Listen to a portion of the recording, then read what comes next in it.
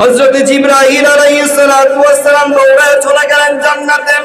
জান্নাত থেকে হযরত জিবরাইল আলাইহিস সালাতু ওয়াস সালাম দুম্বা নিয়ে হযরত জিবরাইল আলাইহিস সালাতু ওয়াস সালাম আসতেছেন। আস্তে আস্তে দেখেন হযরত ইব্রাহিম ছুরি চালায় দিছে। এমন অবস্থায় হযরত জিবরাইল আলাইহিস সালাতু ওয়াস সালাম আসমানের উপর থেকে তাকবীর বলতে বলতে আসতেছেন। আল্লাহু আকবার, আল্লাহু আকবার।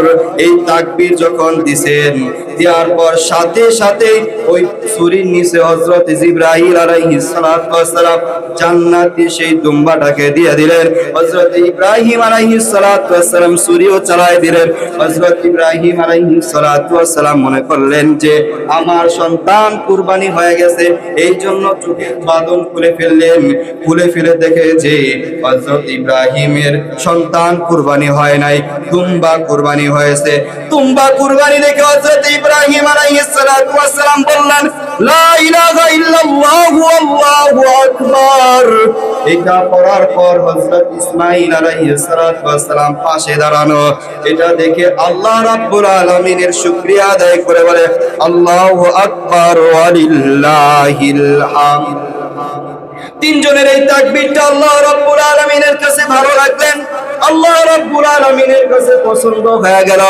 এই জন্য যত উম্মত আসবে মুহাম্মদীর ঘরে, মুহাম্মদের নবীর ঘরে, এই উম্মত যত আসবে তাদের উপরে আল্লাহ রাব্বুল আলামিন এই তাকবীরকে পড়া 9 জিলহজ ফজর থেকে 13 জিলহজ আসর পর্যন্ত প্রত্যেক নামাজের পর পড়া ওয়াজিব করে দিয়েছে।